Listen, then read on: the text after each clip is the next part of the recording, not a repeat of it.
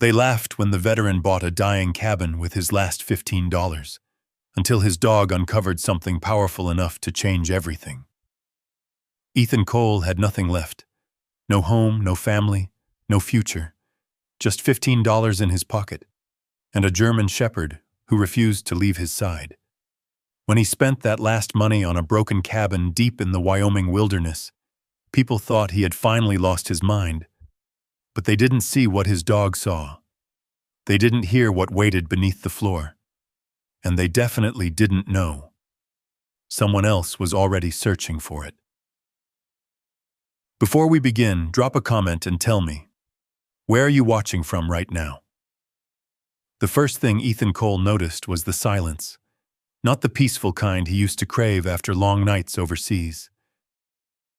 This silence felt different, heavy, final, like something had already ended, and no one bothered to tell him.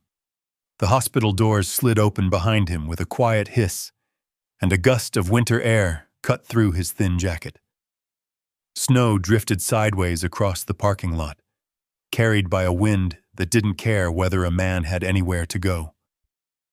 Ethan stood there for a moment, blinking slowly, his mind struggling to settle. The world outside looked the same as it always had: gray sky, distant mountains, cars passing by without stopping, but something inside him felt displaced, like he had stepped out of time and into someone else's life. "Mr. Cole," the nurse had said earlier, handing him a small envelope, "your discharge paperwork, and this." He hadn't opened it until now. With stiff fingers, Ethan tore the envelope open. Inside was a folded note and a few crumpled bills. $15. He stared at it for a long time. There had to be a mistake. Ethan had owned a house. A modest one, but his. He had savings. Not much, but enough to live. Enough to get by. Enough to believe he had a place in the world. His eyes moved to the note. "Dad, we did what was best. You need care, not a house you can't manage. Everything's been handled. Please don't make this harder." No signature. No apology. Just that. The words didn't hit him all at once. They settled slowly, like snow collecting on frozen ground. Quiet. Relentless. Handled. He let out a breath that turned into fog in the cold air. Everything's been handled. Ethan looked up, scanning the parking lot as if his old truck might still be there. It wasn't. The spot where it used to sit was empty, already covered in a thin layer of snow. But a low sound pulled him back. A familiar weight pressed gently against his leg. Atlas. The German shepherd stood close, his thick coat dusted with snow, amber eyes locked on Ethan's face. He hadn't moved since they stepped outside. Not even when the wind picked up. Not even when Ethan went still. Atlas leaned into him, steady and warm. Ethan exhaled slowly, resting a hand on the dog's head. "Well, looks like it's just us, huh?" Atlas didn't move. Didn't need to. The bond between them had been forged long before this moment. Through nights of broken sleep, through sudden flashes of memory that pulled Ethan back into a war that never fully left him. Atlas had been there for all of it, waking him before the panic took over, standing guard when the world felt too close, and now, when everything else had been taken. Atlas stayed, as Ethan folded the note carefully and slipped it into his pocket. Not because it mattered, but because throwing it away felt too easy. He reached into the envelope again. $15. That was it. No keys, no address, no explanation. Just $15 and a dog. The wind howled louder, pushing against him like a force trying to drive him away from the only place he'd known in months. He stepped forward. The snow crunched under his boots as he walked toward the edge of the lot. Atlas moving in perfect sync beside him. Each step felt heavier than the last. Not because of the cold, because of the realization settling deeper with every second. He had been erased. Not slowly, not accidentally, deliberately. His son's face flashed in his mind, smiling at family dinners, shaking his hand when Ethan came home from overseas, almost calling him Dad with pride. That same son had signed papers, transferred ownership, taken everything. Ethan's jaw tightened. A sharp sound echoed in the distance, a car door slamming, and for a split second, his body reacted before his mind could catch up. His shoulders tensed, his breath hitched, the parking lot blurred. For a moment, he wasn't in Montana anymore. He was back there. Heat, dust, noise. Then, a firm pressure nudged his hand. Atlas! The world snapped back into place. Ethan blinked hard, grounding himself. His hand moved instinctively, gripping the thick fur at the back of Atlas's neck. "I'm here," he muttered, though he wasn't sure if he was saying it to the dog or to himself. The panic faded, leaving behind only the cold again. And the silence. He walked until the hospital disappeared behind him, while swallowed by distance and falling snow. There was no destination, no plan, just movement. Because standing still felt too much like giving up. The road stretched ahead, empty and unforgiving. Pine trees lined both sides, their branches heavy with snow. Somewhere far off, a raven called into the wind. Ethan stopped at the edge of the road. He reached into his pocket again, pulling out the $15. He turned the bills over in his hand, studying them like they might reveal something he was missing. $15. It wasn't enough for a night in a motel, barely enough for a meal, definitely not enough to start over. A bitter laugh escaped him before he could stop it. "Hell of a retirement plan," he murmured. Atlas sat beside him, watching, not questioning, not judging, just there. Ethan looked down at him, well, really looked this time. The steady eyes, the calm presence, the unwavering loyalty. "You didn't leave," he said quietly. Atlas's ears flicked slightly, but he didn't move. Ethan nodded once. "Good." He folded the money again and slipped it back into his pocket. The cold bit deeper now, creeping through his clothes, into his bones. But something inside him shifted. Not hope, not yet. Something simpler. A decision. If the world had erased him, then he had nothing left to lose. Ethan stepped forward onto the road. Atlas rose instantly, falling into place at his side. The wind howled. The snow kept falling. And for the first time since walking out of those hospital doors, Ethan didn't look back. The road stretched long and empty beneath a sky that seemed too wide, too quiet. Snow kept falling in slow, steady sheets, it softening everything it touched.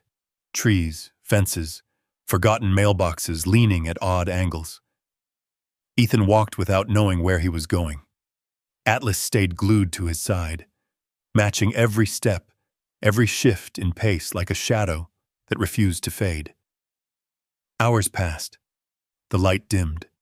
The cold grew sharper. Ethan's breath came out in heavy bursts, each exhale visible, each inhale burning his chest. His legs ached, but he didn't stop. Not yet. Stopping meant thinking, and thinking brought memories. A distant engine broke the silence. A pickup truck roared past without slowing, tires crunching through slush. The sudden noise snapped something inside him. Ethan froze.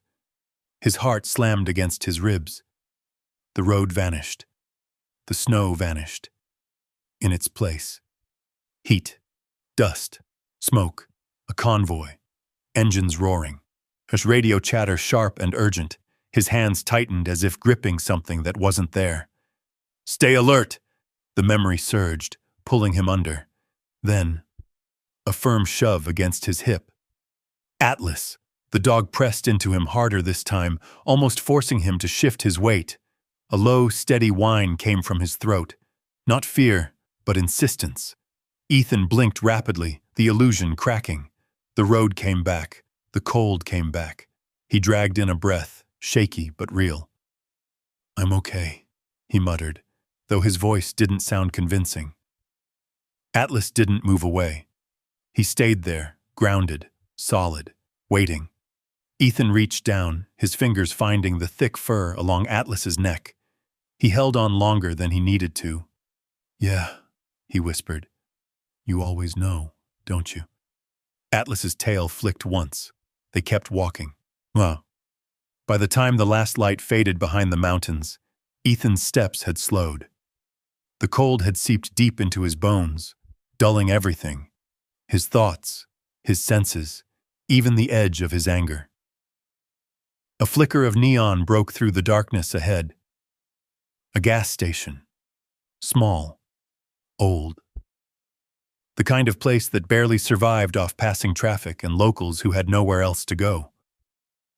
Ethan pushed the door open. A bell chimed overhead.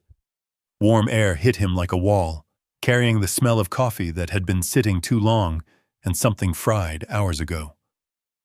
The man behind the counter barely looked up. "Closing in 10, he muttered. Ethan nodded once. Atlas stayed close, his paws quiet on the worn tile floor. Ethan walked to the back, scanning shelves more out of habit than purpose. His eyes lingered on packaged food, on bottles of water, all on things he used to buy without thinking. Now every item felt distant, unreachable. He reached into his pocket. $15. Still there. Still real. He picked up a small can of soup and a bottle of water, hesitated, put the water back, picked it up again. The math didn't change. At the counter, the man finally looked up, eyes flicking briefly to Atlas. "No dogs allowed," he said flatly. Ethan didn't respond right away. Atlas stood perfectly still, calm, silent, watching. "He's not causing trouble," Ethan said, his voice low but firm. The man shrugged. "Still a rule." Ethan stared at him for a second longer than necessary. Then he turned, set the items back on the shelf, walked out. The bell chimed again. The cold swallowed him whole. They didn't walk much farther. Behind the gas station, there was a narrow stretch of trees, a thin barrier between the road and the open land beyond. Not much, but enough to block the wind. Ethan crouched down, clearing a small patch of snow with his hands. His fingers went numb almost instantly. Atlas circled once, then lay down beside him, close enough that their shoulders touched. Ethan leaned back against the trunk of a tree, pulling his jacket tighter around himself. The night settled in. Quiet. Endless. Somewhere in the distance, a coyote howled. Ethan closed his eyes. And almost immediately, the images came back. Flashes, noise, faces he couldn't save, moments he couldn't change. His breathing quickened. His hands trembled. Then, warmth. Atlas had shifted closer, pressing his body against Ethan's side, grounding him. A steady weight, a living anchor. Was Ethan focused on that? Not the memories, not the past, just the warmth, just the presence. Minutes passed, maybe longer. Eventually, his breathing slowed. The storm inside him eased. "You're all I got," Ethan said quietly into the darkness. Atlas's ear twitched. Ethan let out a long breath. "And I guess I'm all you got, too." For a moment, neither of them moved. Then Ethan reached into his pocket again. He pulled out the crumpled bills, staring at them under the faint glow of the gas station lights behind the trees. $15. That was everything. He could spend it. Food, maybe a ride, something temporary, or he could hold on to it. Wait. Take one chance. Ethan looked down at Atlas. The dog's eyes reflected the faint light, steady and unshaken. Waiting, trusting. Ethan nodded slowly. All right, he said under his breath. One shot. The wind picked up again, rattling the branches above them. Snow fell harder now, covering the ground in a thick, silent layer. Ethan leaned his head back against the tree and closed his eyes. This wasn't a home. This wasn't safety. But for the first time since everything had been taken from him, he wasn't completely alone. And somehow, that was enough to get through the night. Morning came slowly.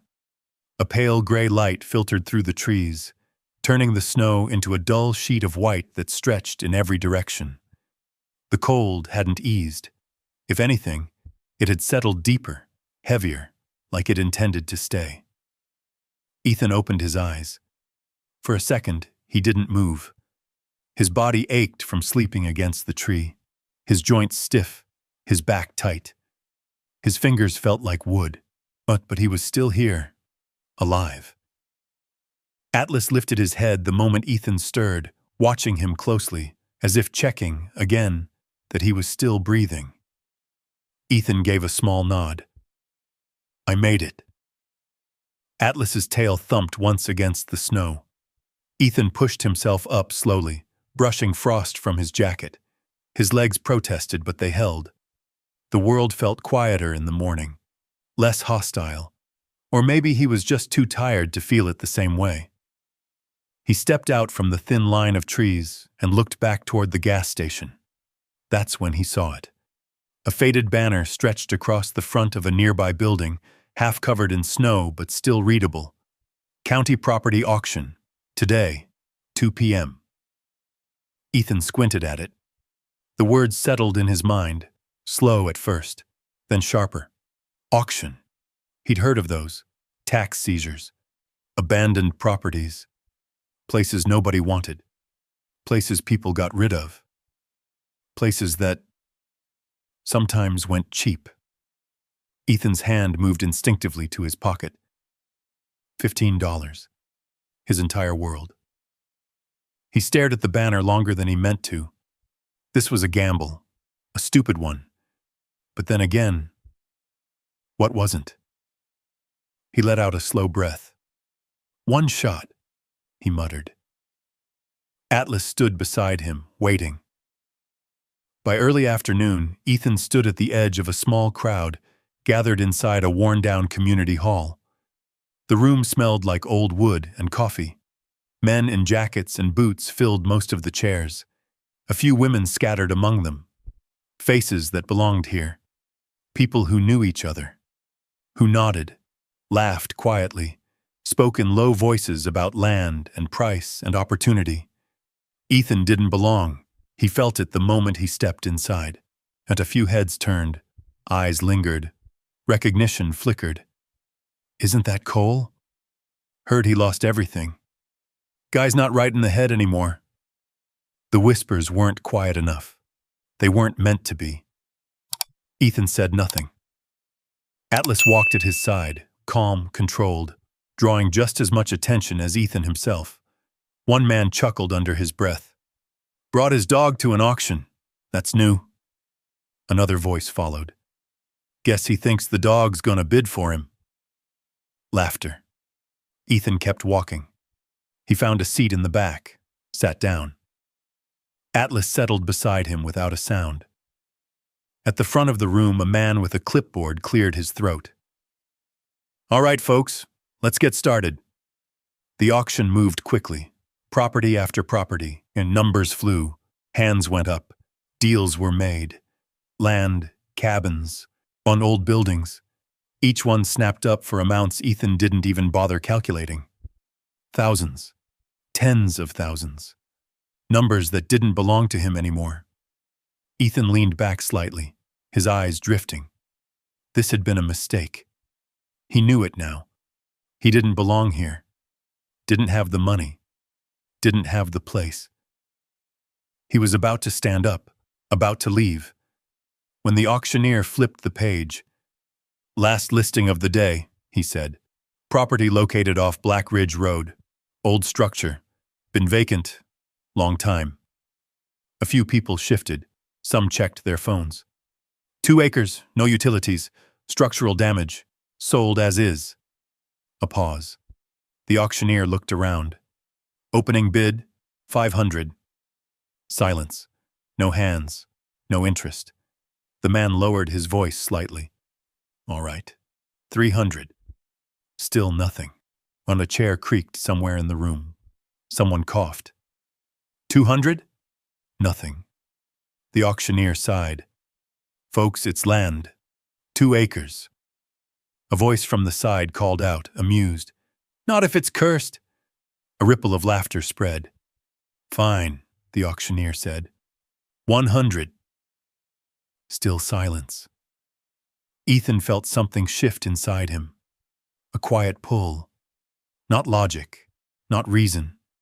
Just something. Atlas's ears twitched. The dog's gaze locked forward, focused, alert. Ethan glanced down at him. "What is it?" Atlas didn't look away. The room felt still, like something was waiting. Ethan's fingers tightened slightly.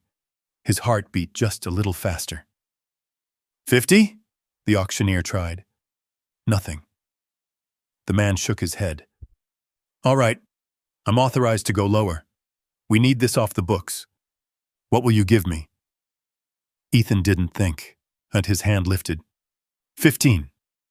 The word hung in the air, for a second. No one reacted. Then, the room broke. Laughter exploded, louder than before. 15? You serious? He's lost it. Man's buying firewood at best. Someone near the front turned around, grinning. "That all you got, Cole?" Ethan didn't answer, didn't move. The auctioneer stared at him, blinking. "Sir, you're offering $15? Ethan nodded once. "That's what I have." More laughter, shaking heads, phones coming out. Someone whispered, "This is going online." The auctioneer looked around the room. "Anyone want to counter?" Silence. No one even tried. The man let out a breath. "All right then. Property off Black Ridge Road. Sold. $15. He tapped his clipboard. "Oh, congratulations." The word didn't sound like congratulations. It sounded like pity. Or maybe disbelief. Ethan stood. Atlas stood with him. As he walked forward, the laughter followed. Not loud anymore. Just enough. Just constant. Like a reminder. He signed the papers with steady hands. The clerk slid an old key across the table. Cold metal. Heavy. Real. "You know it's condemned, right?" she said quietly. Ethan looked at the key, then at her. "I know." She hesitated, then nodded. "Good luck." Ethan took the key, turned, walked out. The door closed behind him with a soft click.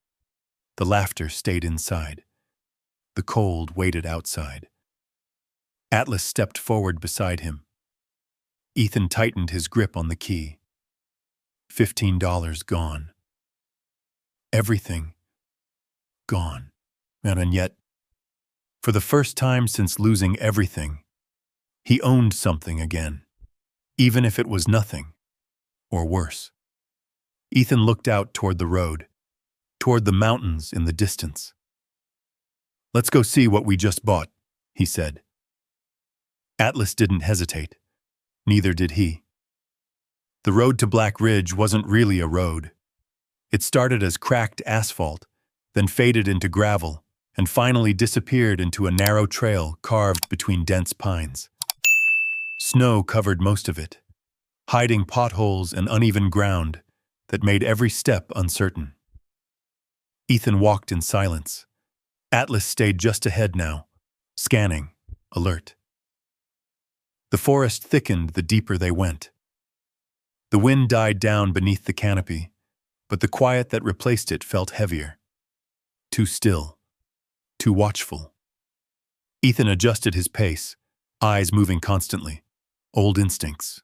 Oh, never walk blind. A branch snapped somewhere in the distance. Atlas stopped instantly. Ethan froze. The world held its breath. Seconds passed. Nothing followed. Atlas's ears twitched, then slowly relaxed. Probably nothing, Ethan muttered. But he didn't believe it. He kept walking. It took nearly an hour before they saw it. At first it didn't look like a house, just a dark shape behind the trees. Then the outline sharpened. A cabin. Or what used to be one.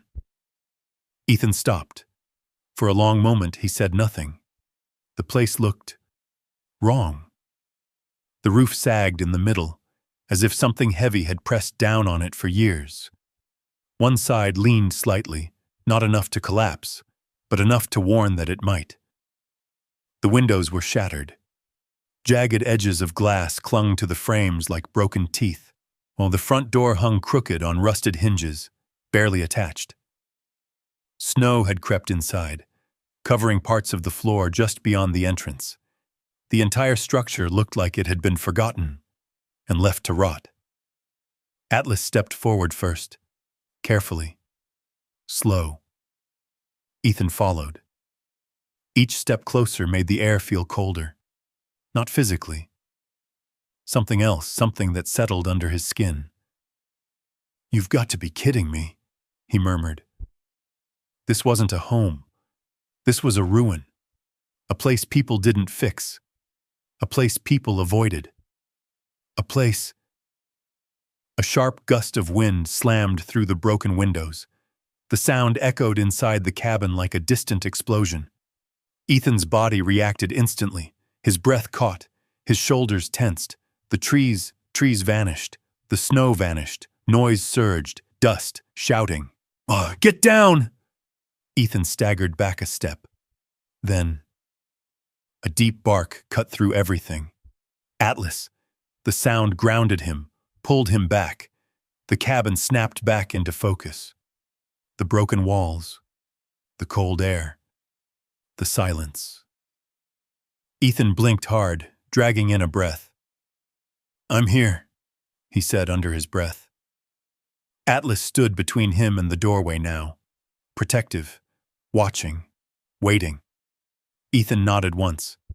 "Yeah, let's check it." The door creaked louder than it should have.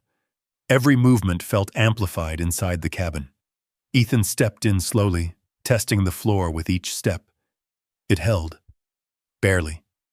The smell hit him first. Mold, rot, old wood, and something deeper, something stale that had been trapped for years. Light filtered in through broken windows, casting long, uneven shadows across the room. Furniture lay scattered, half collapsed, a chair missing a leg, a table covered in dust so thick it looked like ash. Footprints. Ethan stopped. Fresh. Not his. Not Atlas's. He crouched slightly, studying them. Boot prints. Recent. Atlas growled low in his throat. Ethan's hand tightened instinctively, searching for something that wasn't there. No weapon. Nothing. Just instinct. "Stay close," he whispered. Atlas didn't need the instruction. They moved deeper inside. The cabin was worse the farther they went. The kitchen was gutted. Cabinets torn open, doors hanging loose. The floor dipped in places, soft from water damage. A hallway led to 2 small rooms. One collapsed, the other barely intact. Ethan pushed the door open slowly. It creaked. Inside, nothing. Just a mattress frame. Broken. Empty. He exhaled. Not relief. Just less tension. A sudden noise echoed from outside. Metal. Dragging. Ethan turned instantly. Atlas barked, sharp and loud, racing toward the front of the cabin. Ethan followed. By the time he reached the doorway, nothing. The forest stood still, snow falling, silent, but the feeling remained. Someone had been there, watching, then gone. Ethan stepped outside, scanning the tree line. "Show yourself," he called out. No answer, only the wind slipping between branches. Atlas stood at the edge of the clearing, body stiff, eyes locked on a point deep in the woods. Ethan followed his gaze. Nothing. And yet, everything inside him said they weren't alone. After a long moment, Atlas stepped back, slowly, reluctantly. Ethan let out a breath. "All right," he muttered. "Not today." As the light began to fade, Ethan stood in front of the cabin again. His cabin. He looked at it differently now. Not as a mistake. Not yet. But as something else. A test. A place that would either break him or give him something back. He stepped inside again. Atlas followed. Ethan moved to the least damaged corner of the main room, cleared a small space with his boot. It wasn't much, but it was something. "This'll do," he said quietly. Atlas lay down beside him, still alert. Ethan sat against the wall, pulling his jacket tighter. The cold crept in fast. The silence returned.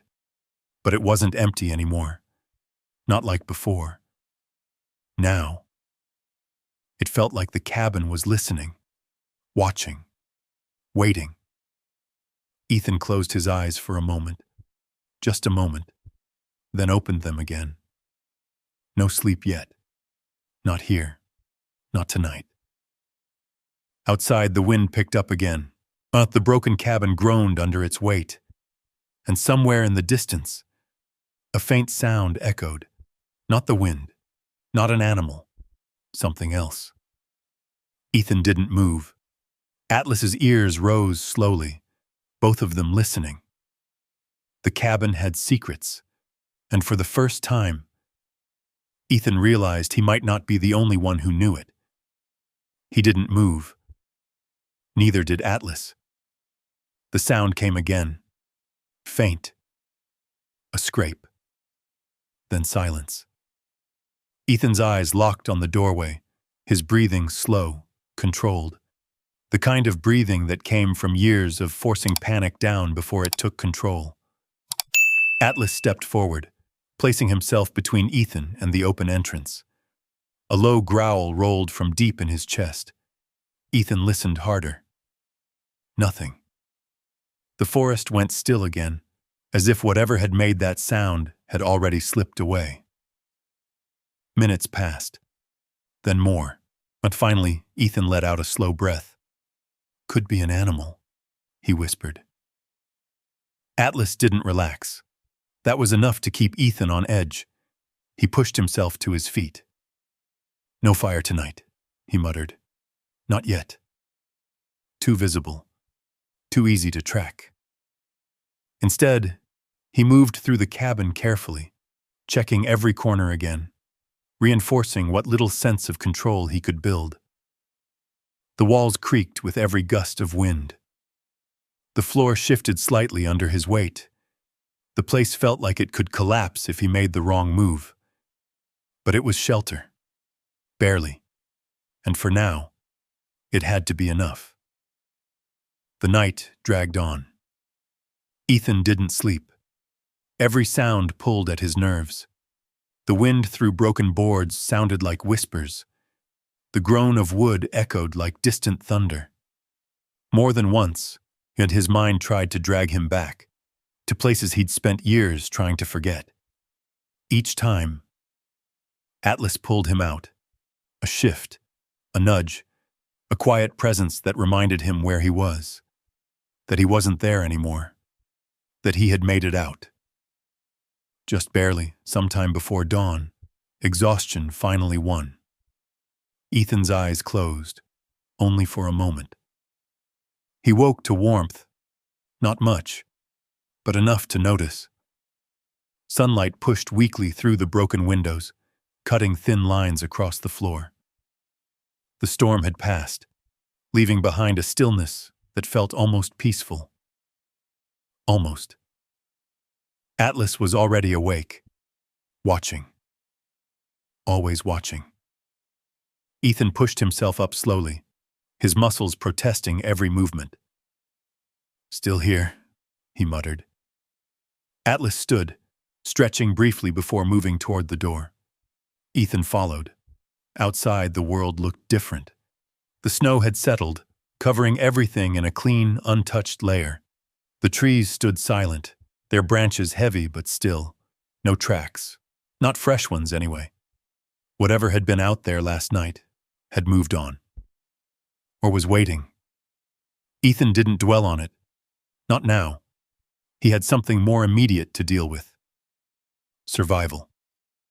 The next few hours were about one thing: making this place livable, or at least less deadly. Ethan moved methodically. He cleared debris from one corner of the cabin, creating a small space where the floor felt solid enough to trust. He dragged broken boards aside, stacking anything usable into a rough pile. Atlas stayed close, moving when Ethan moved, stopping when he stopped. But every so often, the dog would pause. Look. Listen. As if something still lingered beyond what Ethan could see. "Oh, keep watch," Ethan said quietly. Atlas didn't need the instruction. Water came first. Ethan followed a shallow path downhill, guided partly by instinct and partly by Atlas. The dog moved with purpose, nose low, weaving between trees until the faint sound of running water reached them. A stream.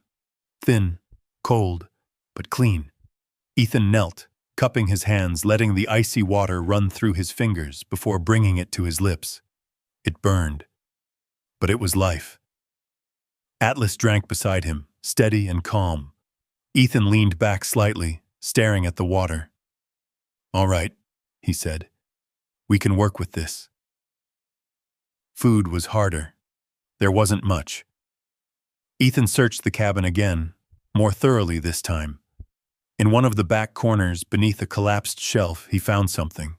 A rusted tin. Inside, old cans, 2 of them, dented. Faded labels, but sealed.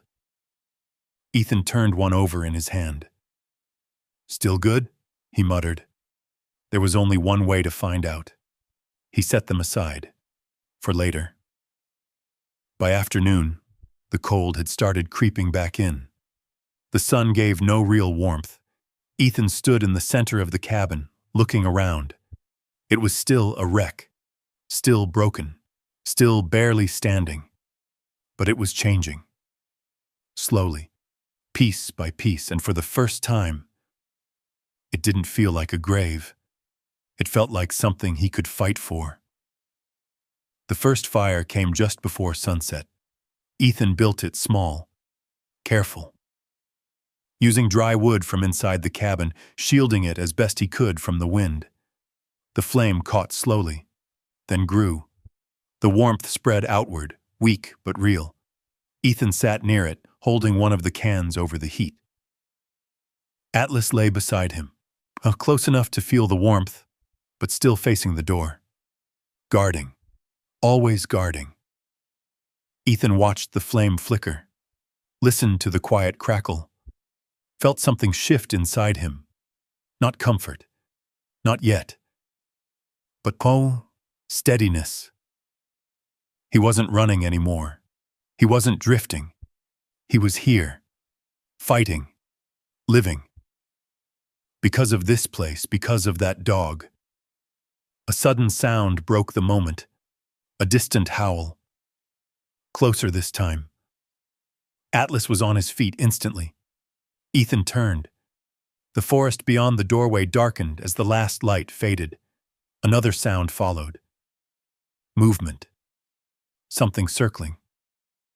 Ethan stood slowly, his eyes narrowing. "We're not alone," he said quietly. Atlas growled, low, ready. Ethan reached for a broken piece of wood, gripping it tightly. Not much, but enough. The fire flickered behind him, and the cold pressed in from all sides. And out there, something was watching, waiting, testing. Ethan took a step forward, his voice steady. "This is my place now." Atlas stepped with him. The line had been drawn, and neither of them was backing down. The howl came again. Closer. Not just one. Two. Maybe three. Ethan stood at the doorway, gripping the jagged piece of wood like it was something stronger than it was. His breath slowed, controlled, but his pulse thundered beneath the surface. Atlas stepped forward. Low stance, teeth barely visible. A warning, not an attack. The shadows between the trees shifted. Ethan saw movement. Then, eyes. Reflections in the fading light. Watching. Waiting. Testing. The wolves didn't rush in. They circled. Smart. Patient. Ethan exhaled slowly. "They're checking us," he murmured. Atlas didn't look away. The fire behind them flickered, casting long shadows that danced across the broken walls of the cabin. Ethan took a step forward. Not aggressive, not retreating, holding ground. The wolves paused. The tension stretched. Then, slowly, one by one, the eyes disappeared. The forest swallowed them again. Silence returned. But it wasn't the same silence as before. This one felt earned. Ethan let out a breath he hadn't realized he'd been holding. Atlas stayed still a moment longer, then finally eased back. "They'll be back," Ethan said quietly. Atlas's ears flicked. Agreement. That night changed something. The fear didn't go away, but it shifted. It became sharper, focused, useful. Ethan wasn't just surviving anymore. He was learning. The next morning came with a bitter cold that bit harder than the day before. Ethan moved slower at first, his body still recovering from the tension of the night. But once he got moving, the rhythm came back. Clear, simple, survive. He reinforced the door as best he could, dragging broken boards into place and wedging them tight. It wouldn't stop something determined, but it might slow it down. Atlas stayed close. But something had changed in him. He wasn't just guarding the outside anymore. Every so often, he would stop, turn, look at the floor. Specifically, one spot, near the center of the cabin. Ethan noticed it the third time.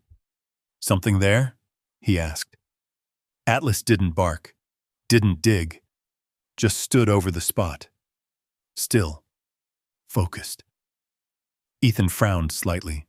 He walked over, crouching down, and the floorboards looked like the rest, old, worn, uneven.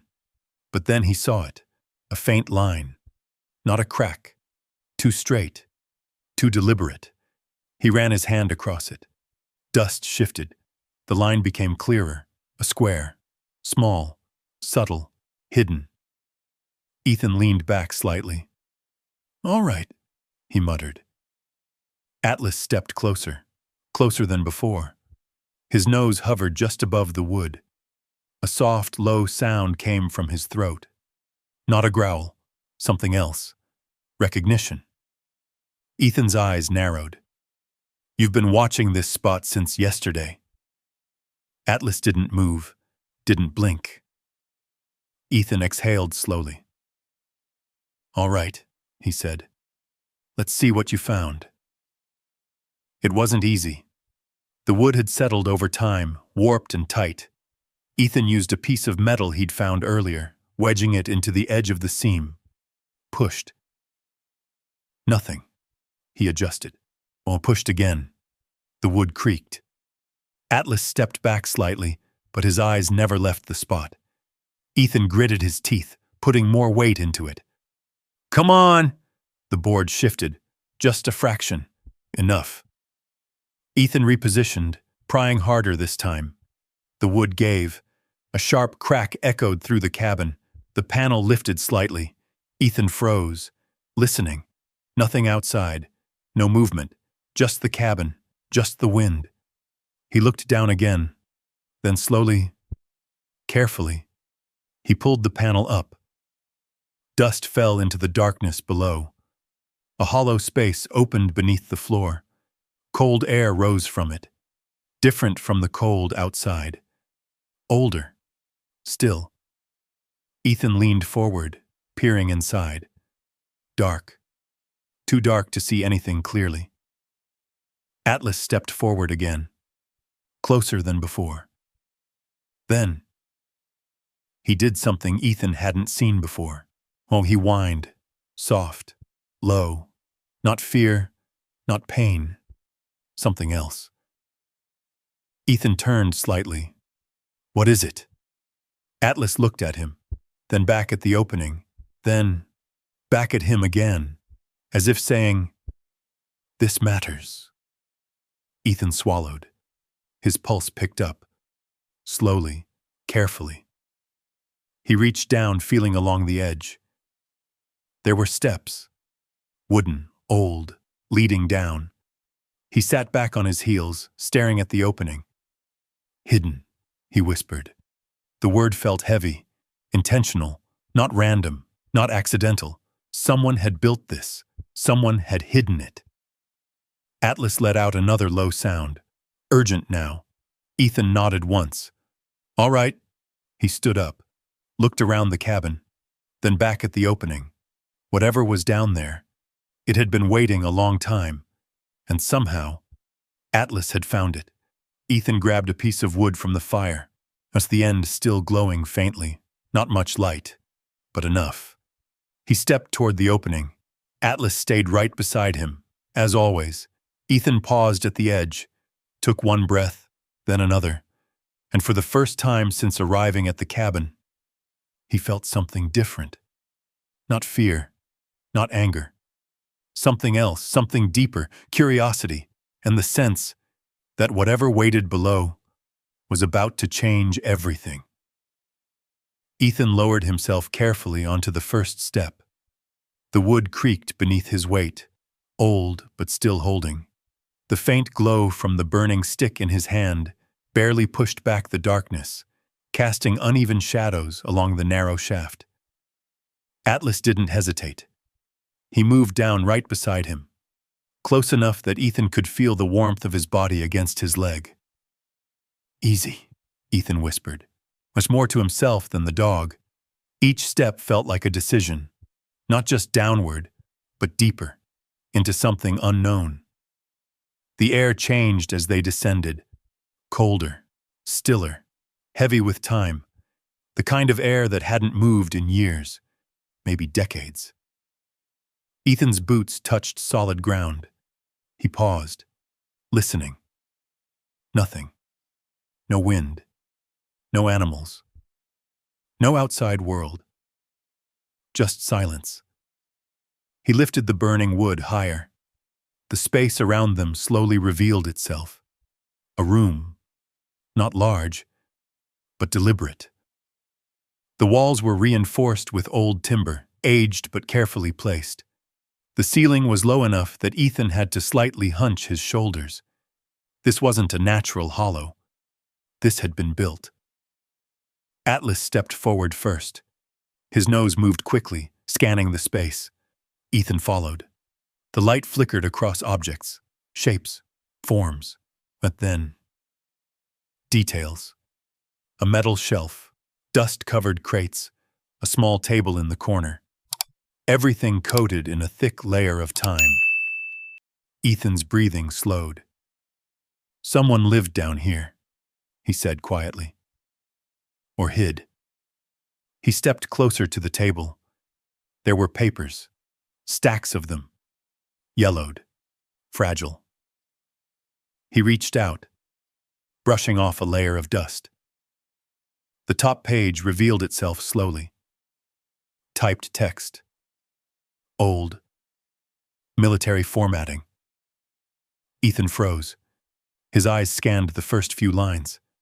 Coordinates. Names. Unit markings. Familiar. Too familiar. His jaw tightened. "This isn't random," he whispered. Atlas let out a low sound behind him. Ethan turned. The dog stood near the far wall, focused again, that same intensity. Ethan followed his gaze.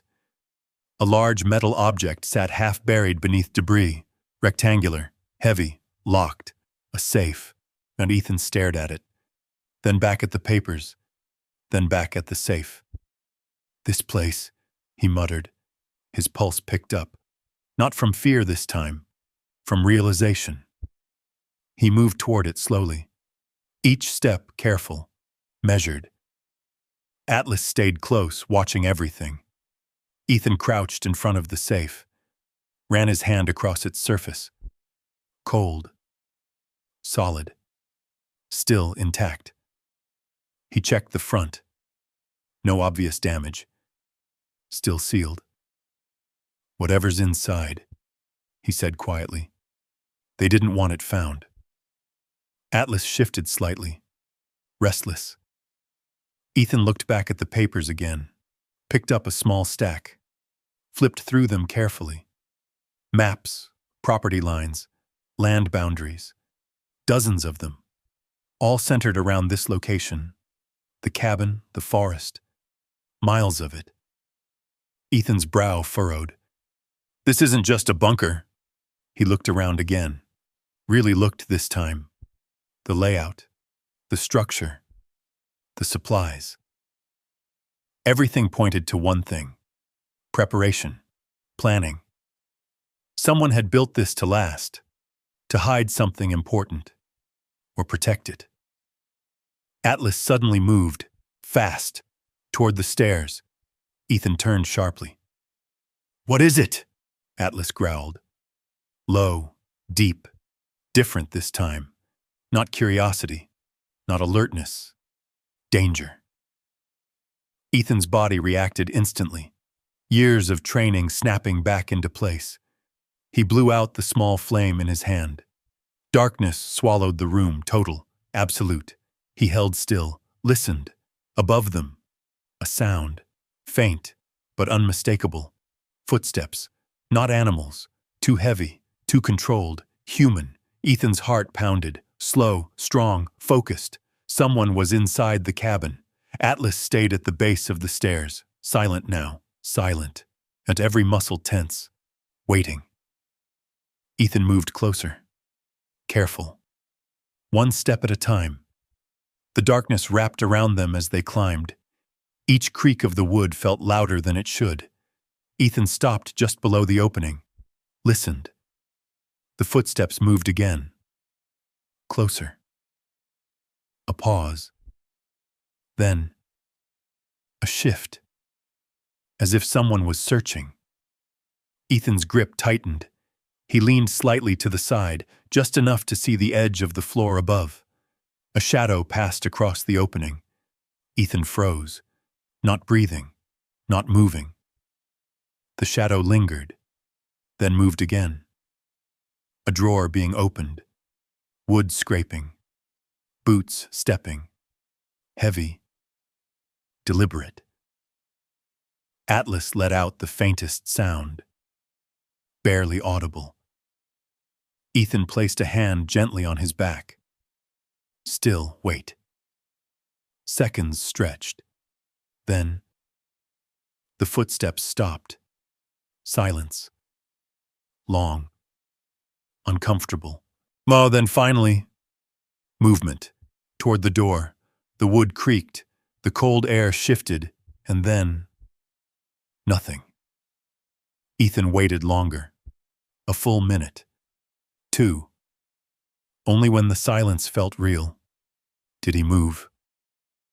Slowly, he climbed the last step, carefully lifting himself back into the cabin. Atlas followed immediately. The cabin looked the same, but it felt different. Ethan moved toward the door, opened it slightly, looked out. Nothing. Just snow. Still untouched. But he knew better. Someone had been here. Someone had searched, and they hadn't found what they were looking for.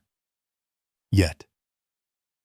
Ethan closed the door quietly, turned back toward the center of the cabin, then looked down. At the open hatch. At what lay beneath. At the secret someone had tried to hide. And for the first time, the truth hit him fully. This place was never abandoned. And whatever was buried here, someone else already knew about it. Ethan didn't move for a long moment. The cabin felt smaller now, not because it had changed, but because it wasn't just his anymore. Someone had been here, recently, close enough to hear the floor creak, close enough to search, and close enough to come back. Atlas stood rigid beside the hatch, ears forward, body angled toward the door, guarding, waiting. Ethan exhaled slowly. "All right," he whispered. No panic, no rushing.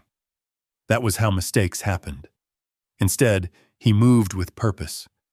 First, he closed the hatch, carefully lowering the wooden panel back into place, brushing dust over the seams to hide the disturbance.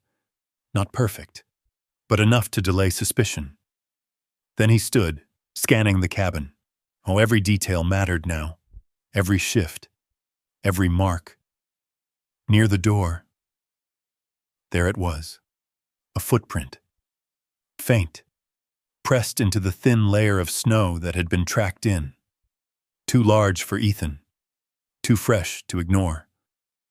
He crouched, studying it. Boot, heavy tread. Not someone wandering by accident. Someone who knew how to move. Ethan's jaw tightened. "They're not done," he said quietly. Atlas let out a low, confirming growl. The rest of the day shifted into something new. This wasn't survival anymore. This was preparation. Ethan moved through the cabin with a sharper edge now. He reinforced the door again, stronger this time. He wedged thicker boards into place, adding weight, making entry slower and louder. Then he checked the windows. Broken, exposed. He covered them as best he could with scraps of wood and cloth, which not to block light, but to block sight. No one needed to see inside. No one needed to know he was ready. Atlas followed every movement, never straying far. But every so often, he would return to that spot on the floor. Stand. Watch. As if reminding Ethan, "Don't forget what's underneath." Ethan didn't. Not for a second. By late afternoon, the sky darkened again. Clouds rolled in, thick and low. Another storm coming. Ethan stood at the doorway, looking out across the silent forest. No movement, no sound. But that didn't mean safety. It just meant patience. He closed the door, turned back inside, then looked at Atlas. "We don't wait anymore." Atlas's ears lifted. Ethan nodded once. "We finish this." The hatch opened again, this time faster, more deliberate. While Ethan grabbed what little light he could manage, a strip of cloth wrapped around a stick, dipped in what remained of an old oil can he'd found earlier. It burned brighter, longer. Enough. He descended first. Atlas followed immediately. The bunker felt different now.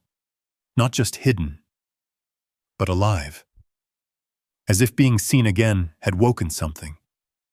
Ethan moved straight to the table. The papers. He gathered them carefully, stacking them in order, brushing off dust. The names stood out more clearly now. Military ranks, operations, coordinates, and one name repeated again and again. Captain Daniel Hayes. Ethan frowned. The name meant something. Not clearly, Not yet. But it lingered. He set the papers aside, then turned to the safe. The metal surface seemed heavier now, more important, more dangerous. Ethan crouched, but examined it more closely. Old locking mechanism, mechanical, no keypad, no electronics, just steel and precision. He ran his fingers along the edges, feeling, testing. Years of training whispered in the back of his mind, not breaking in, understanding. There, a slight irregularity near the hinge, subtle, but enough. Ethan grabbed a piece of metal from the shelf, wedged it in, pushed. The safe didn't open, but it shifted, just slightly. Atlas stepped closer, watching, waiting. Ethan adjusted his angle, tried again, this time, harder. The metal groaned, then a sharp snap echoed through the bunker. Ethan froze, listening. No movement above, no footsteps, no interruption. Good. He exhaled, then slowly pulled the safe door open. Dust fell away as the seal broke. The air inside rushed out, dry, stale, untouched. Ethan lifted the light higher, looked inside, and for a moment, he didn't understand what he was seeing. Documents, stacks of them, bound, organized, and beneath them, something else. A sealed envelope, marked. Official. Government insignia. Ethan reached in, carefully, pulled it out. His hands were steady, but his chest tightened. He opened it, slowly. The paper inside unfolded with a soft crackle. He read the first line, and everything shifted. Property transfer, legal ownership, land boundaries, hundreds of acres, all tied to this location, this cabin, this land. Ethan's breath caught.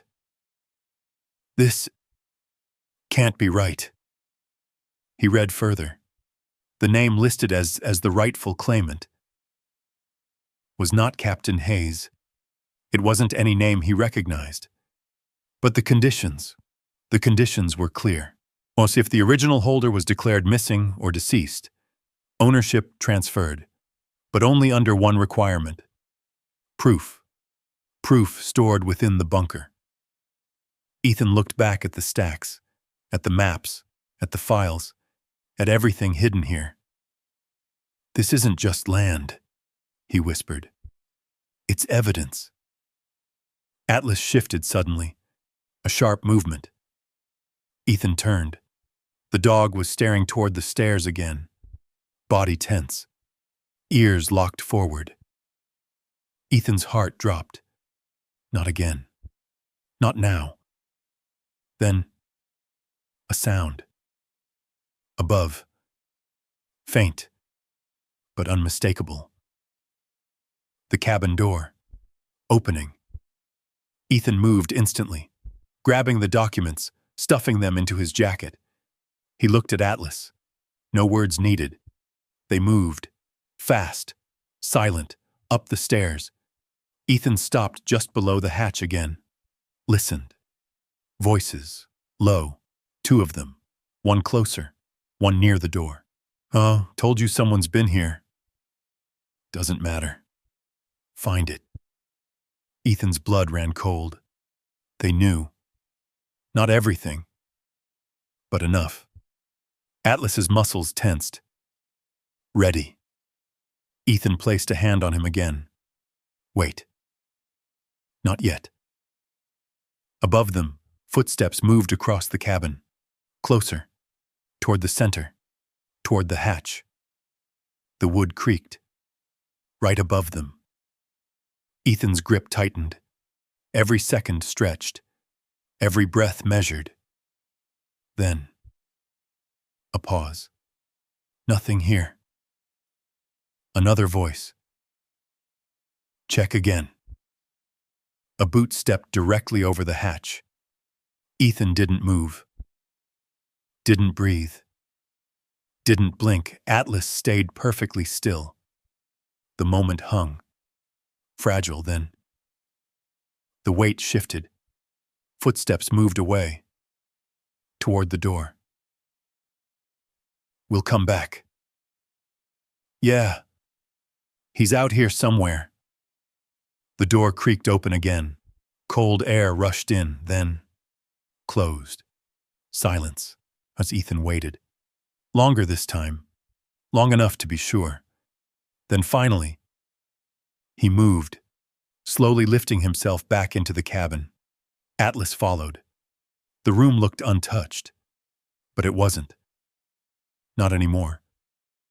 Ethan stood there, breathing slowly, feeling it settle in. This wasn't just survival. This wasn't just discovery. This was a fight. And now, he knew exactly what they were trying to take, and why they were willing to come back for it. Ethan stood in the middle of the cabin, the silence pressing in around him. Not empty silence. Waiting silence. The kind that comes before something breaks. Atlas moved first, slowly circling the room, nose low, checking every corner, every edge. His movements were sharper now, focused, deliberate. Ethan watched him, then looked down at his own hands. Still steady, still capable. Well, that surprised him more than anything. "They're organized," he said quietly. "Not just some guys passing through." Atlas stopped near the door, listening. Ethan stepped closer to the window, peering through a narrow gap between the boards. Nothing moved, but something had changed. The forest didn't feel neutral anymore. It felt watched. He turned back toward the center of the room. The hatch, the hidden bunker, the documents inside his jacket. Everything pointed to one thing now. This wasn't just about land. This was about control. Whoever those men were, they had been searching. For how long? Ethan didn't know. But he knew this. They hadn't found what they needed. Yet. And now, he had. "All right," Ethan muttered. "We don't sit and wait." Atlas's ears lifted. Ethan nodded. "Oh, we move first." The next hour passed in silence. Not the kind that drifts, the kind that sharpens. Ethan packed what little he had. The cans, the tools, the papers hidden deep inside his jacket close to his body. Every movement had purpose now. No wasted effort, no hesitation. Atlas stayed at the door most of the time, watching the tree line. Once, he growled, low, brief, then stopped. Ethan noticed. "They're still out there," he said. Not a question, a fact. By late afternoon, the sky darkened again. Clouds rolled in faster this time. Thicker, heavier. Snow was coming. Hard. Ethan stepped outside, scanning the horizon. If they came back tonight, the storm would cover everything. Tracks, sounds, movement. That worked both ways. He turned back toward the cabin, then looked at Atlas. "We need an advantage." Atlas stepped closer, waiting. Ethan glanced down at the ground, then back toward the trees, thinking, calculating. Old instincts, long buried, now awake again. The plan wasn't complicated. It didn't need to be.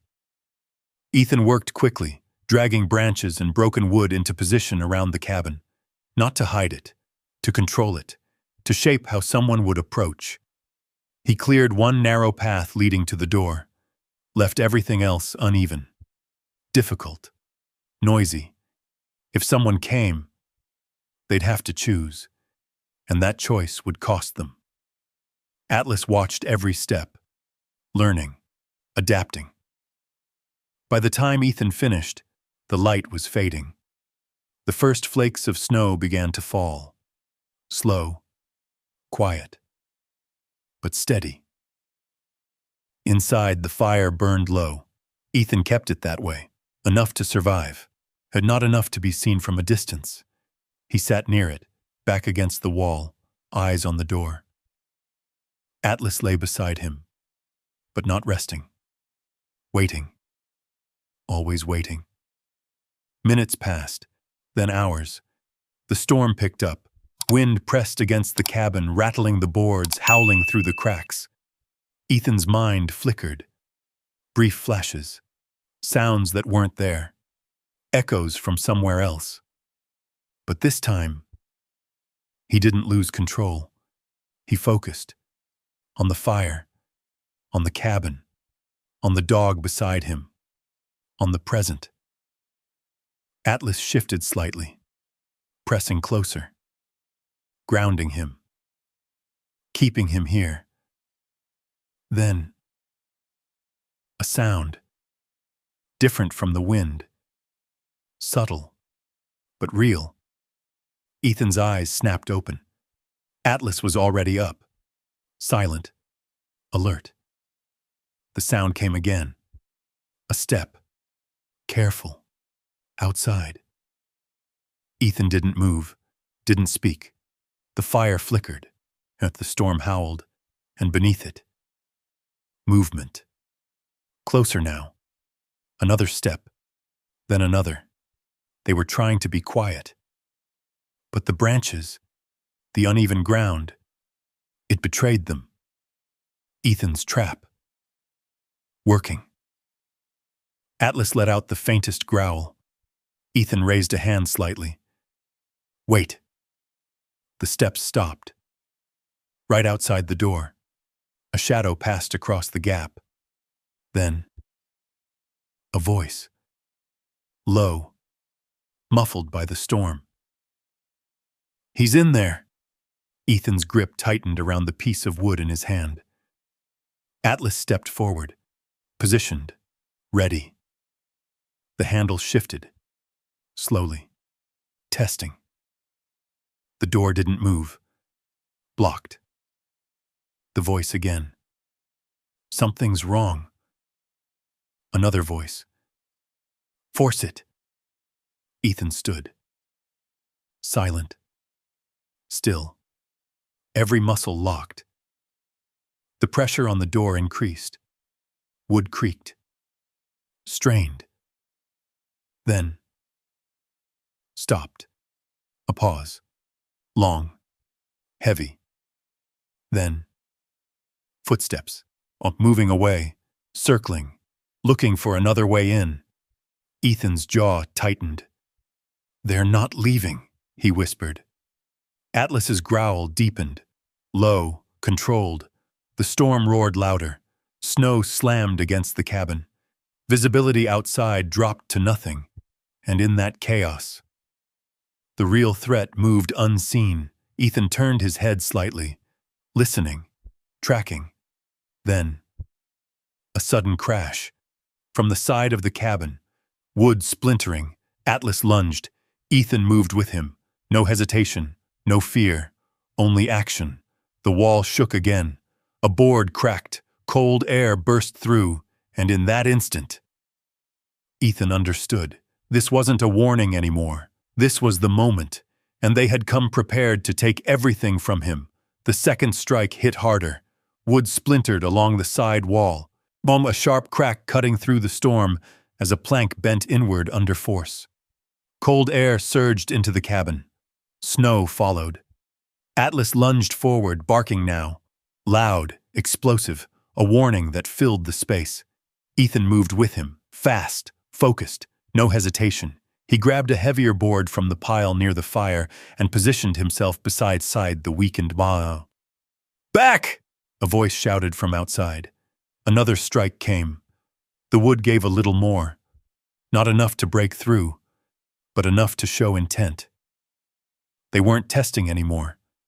They were committing. Atlas snarled, teeth bared, body rigid like a coiled spring. Ethan leaned in closer to the wall, lowering his voice. You don't come in here, he said, calm but firm. You walk away. For a moment, Only the storm answered. Then, a laugh, low, mocking. Old man thinks this is his place? Ethan didn't respond, didn't rise to it. He'd heard worse, felt worse. Words didn't matter, only what came next. The pressure shifted again, this time toward the back, a different angle.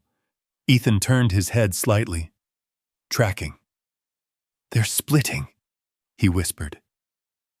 Atlas moved instantly, repositioning, guarding the new direction. A sudden impact slammed against the rear boards. Weaker there. Older wood. It cracked. A narrow gap opened. A gloved hand forced through, pushing at the broken planks. Atlas surged forward.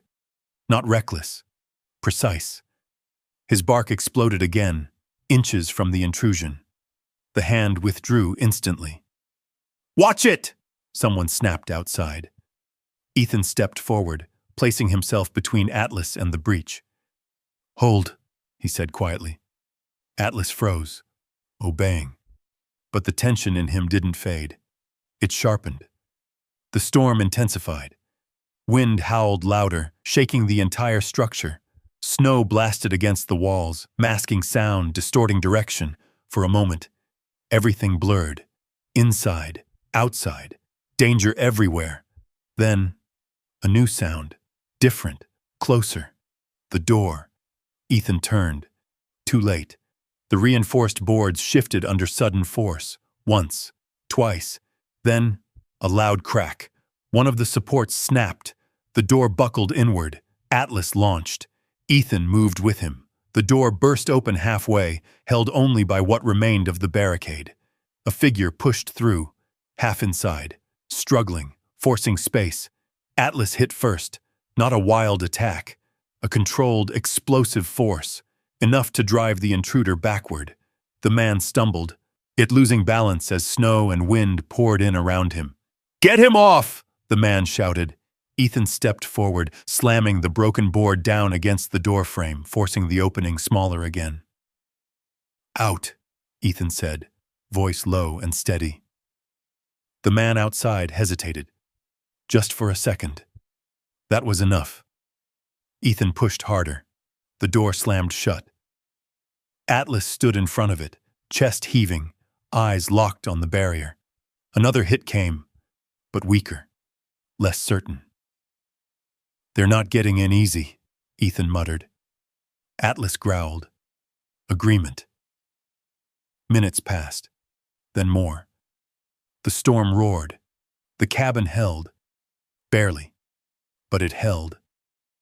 Ethan stayed by the door, every muscle tight, listening for the next move. But it didn't come. Instead, the sounds outside changed. Footsteps, retreating, fading into the storm. Ethan didn't move, didn't trust it. Not yet. He waited, counted his breaths, listened past the wind. Nothing. No voices. No movement. Just the storm. And then, silence. Ethan slowly stepped back from the door. Atlas stayed there longer, watching, waiting. Finally, the dog eased slightly, but didn't fully relax. Not yet. Ethan turned, scanning the cabin. Damage everywhere. Cracked boards. Cold air seeping in. But still standing. Still theirs. He exhaled slowly, lowering himself onto one knee. His hands trembled slightly now, the adrenaline fading, the weight settling in. "They came ready," he said quietly.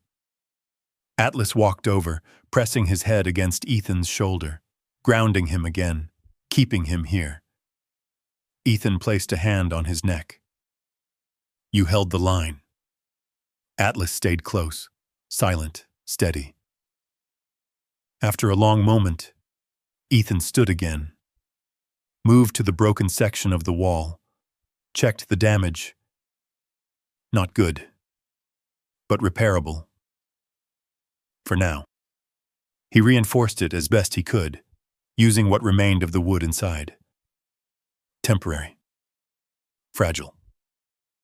But enough for tonight. The fire had nearly gone out. Ethan rebuilt it carefully. Small, controlled. As the warmth slowly returned, he sat beside it, staring into the flames. His mind didn't drift this time, didn't fracture. It stayed here. Focused. Clear. "They'll come back," he said. Atlas lifted his head. Ethan nodded. But next time, he looked toward the hatch, toward what lay beneath, then back at the door. They won't be the only ones ready. The storm began to ease, just slightly, enough to hear the quiet settling of snow outside, enough to feel the shift. Ethan leaned back against the wall, not resting, not sleeping, just waiting. And for the first time since they arrived, he wasn't reacting anymore. He was preparing, because now, this wasn't just about surviving the cold. It was about holding ground. And he wasn't losing it again. Morning didn't come gently. It arrived cold, gray, and quiet. The storm had passed, but it left behind something heavier than snow. Stillness. The kind that settles after something violent. Ethan opened the door slowly. The forest stretched out before him, blanketed in fresh white. Every branch, every rock, every uneven patch of ground had been softened and hidden beneath it. Clean. Too clean. Tracks were there, faint, but visible. 2 sets, leading away from the cabin. Ethan studied them carefully. "They pulled back," he said. Atlas stood beside him, nose low, following the scent left behind. But he didn't move forward. Not yet. He looked back at Ethan, waiting. Ethan nodded once. Not chasing. Not blindly. Not into their ground. Inside the cabin, the damage looked worse in daylight. Cracked boards, a weakened door, cold seeping through every gap. But it was still standing, still his. Ethan moved through it slowly, taking it all in, not with frustration, with calculation. What could be fixed? What could be reinforced? What could be used? His eyes stopped on the hatch, still hidden, still holding everything that mattered. Then he looked down at the documents inside his jacket. Carefully, he pulled them out, laid them flat on the small table. Atlas came closer, watching. Ethan flipped through them again. Slower this time. More focused. Names, coordinates, legal transfers. But something else caught his attention. A signature. At the bottom of one of the official documents. Ryan Brooks. Ethan's brow furrowed. The name hit differently. Not distant.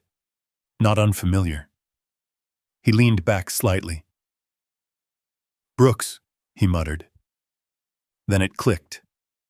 Veterans Legal Assistance.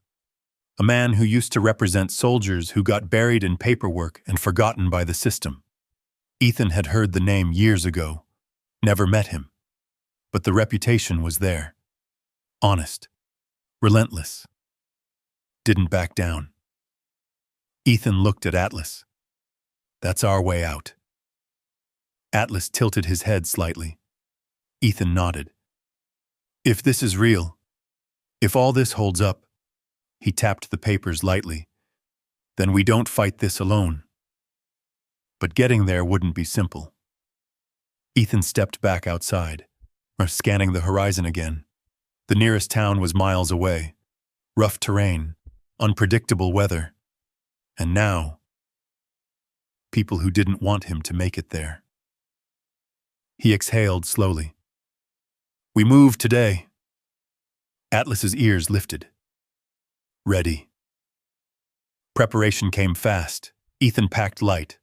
Only what mattered. The documents, secure. The remaining food rationed, water limited, everything else left behind. The cabin stood quiet as he stepped toward the door. For a moment, he paused, looked back at the broken walls, the patched roof, the hidden truth beneath the floor. "This isn't over," he said quietly. Atlas stood beside him. Ethan gave a small nod, then turned and stepped into the snow. The forest was different now. Not just cold, not just quiet. Aware. Every step mattered, every sound carried. Atlas moved slightly ahead, guiding, scanning, stopping when needed. Ethan followed, steady, measured, no wasted movement. The path wasn't clear, but it didn't need to be. They were moving forward. That was enough. Hours passed. The cold deepened. The sky remained heavy, but they kept moving. Then, Atlas stopped, suddenly. Rigid. Ethan froze instantly. "What is it?" Atlas's ears locked forward, eyes fixed. Ethan followed his line of sight. At first, nothing. Then, movement. Between the trees. Subtle. But there. Ethan's jaw tightened. "They're tracking us." Atlas let out a low growl, not loud, not aggressive, just enough. Ethan exhaled slowly. They didn't give up. Of course they didn't. The space between them and the movement shifted. Not closer, not yet. Just maintained. They were being watched again. Yeah, but this time, Ethan didn't feel cornered. He felt ready. He adjusted his direction slightly. Not running, not retreating, controlling the path. Atlas stayed close, matching every move. The tension built, minute by minute, step by step, until finally, the trees opened slightly, a narrow clearing. Ethan stepped into it, paused, listened. The movement behind them slowed, hesitated, then stopped. Ethan turned, fully this time, facing the direction of the unseen presence. His voice carried, calm and steady. "You don't want this to go further." Silence answered him. Then, a shape shifted. A figure stepped partially into view, not close enough to engage, but close enough to be seen. Ethan didn't move, didn't reach for anything. He just stood, grounded, unshaken. "This ends here," he said. The figure didn't respond, didn't advance, but didn't leave either. A standoff, quiet, heavy. Then, Atlas stepped forward, not attacking, not reckless, but firm, a line drawn, again. The figure hesitated, just long enough, then slowly backed away, disappearing into the trees. The forest swallowed them again. Ethan didn't relax immediately, didn't trust it. But after a long moment, he nodded once. They're losing ground. Atlas returned to his side. Ethan turned back toward the path ahead, toward the distance, toward the fight that was no longer just survival, but truth. And for the first time since everything had begun, he felt it. The shift, the balance changing, the tide turning. But Ethan didn't mistake it for victory. Not yet. The forest stretched ahead, quiet but no longer empty, and every step forward still carried weight, still carried risk. The men who had followed him hadn't disappeared, they had retreated, and that meant they were thinking. So was he. Atlas moved at his side, closer now than before, brushing lightly against Ethan's leg as they walked. Not just guiding anymore, anchoring, keeping him present, keeping him steady. The path dipped slightly, the terrain easing as the trees began to thin.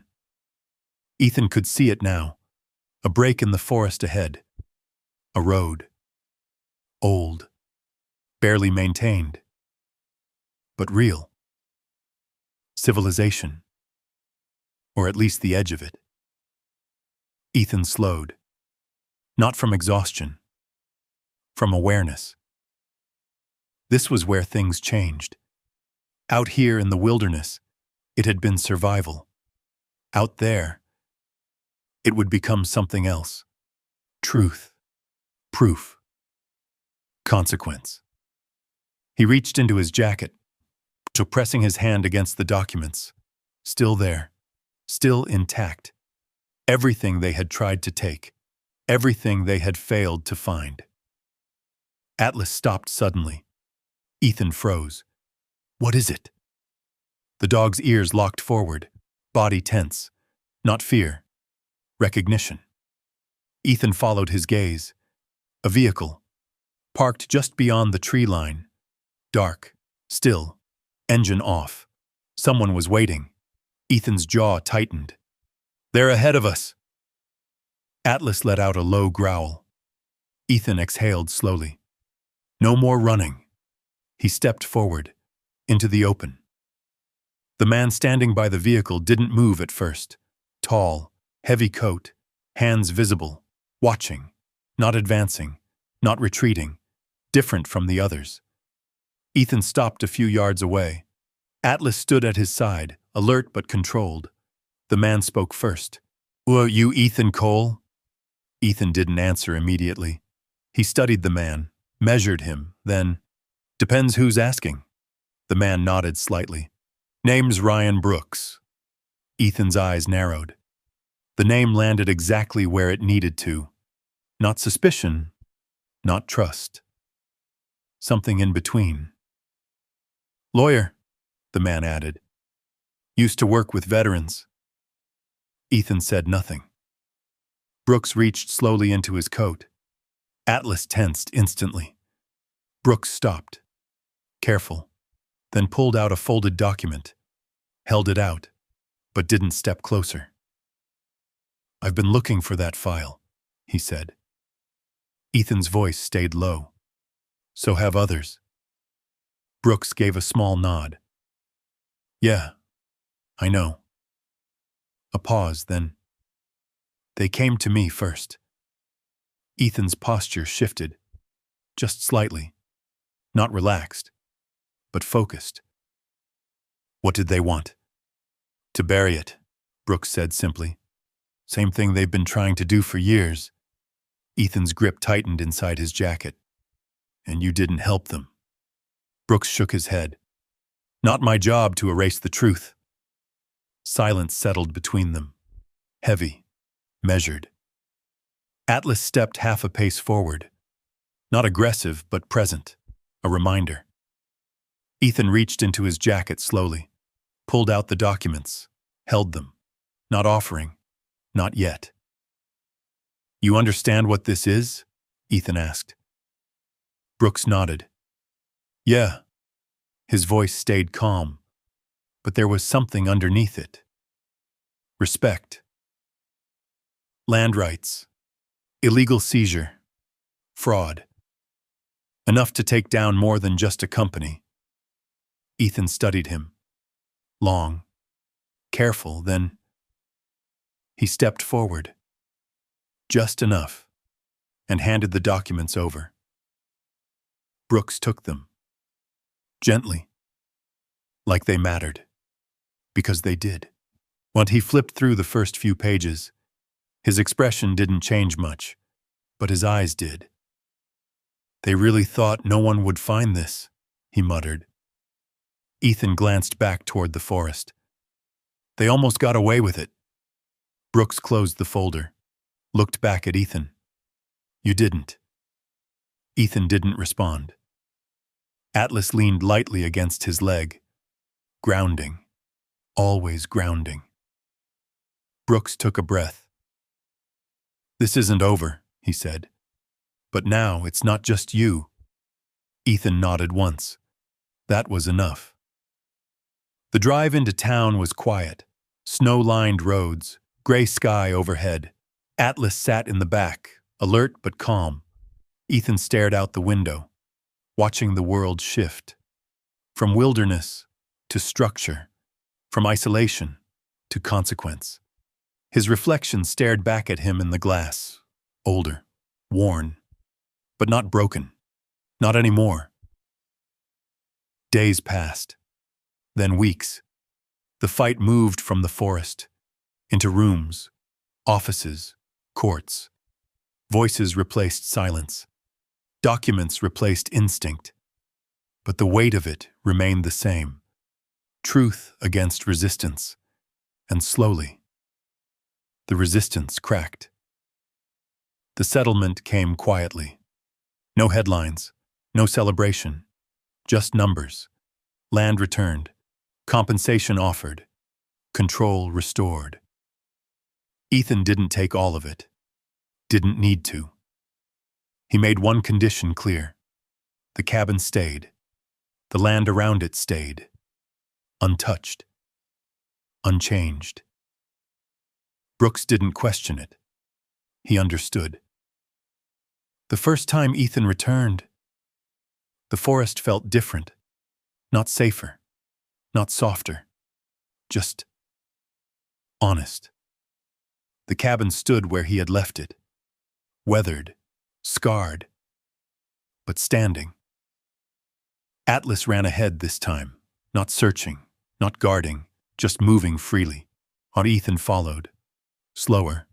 But steady. He stepped inside. The same broken boards. The same fire pit. The same place where everything had changed. He looked down at the floor. At the hidden hatch beneath. Then back at the room around him. And for the first time, it didn't feel like a place he had to survive. It felt like a place he had chosen. Weeks later, the cabin was no longer empty. Other veterans came. Quiet at first, then more. Men who had nowhere else. Men who understood silence, who understood weight. Ethan didn't lead them, didn't preach. He just gave them space and time. Atlas moved among them. Calm. Steady. A presence that needed no explanation. One evening, as the sun dipped low behind the trees, Ethan stood outside the cabin. The air was still, the forest quiet. Atlas sat beside him, and Ethan reached into his pocket, pulled out a single bill. $15. Folded. Worn. He looked at it for a moment, then pinned it gently to the wall beside the door. A reminder of where it started, of what was taken, and what was rebuilt. Atlas leaned against him. Ethan rested a hand on his back, and for the first time in years, there was no noise in his head, no echo, no pull backward.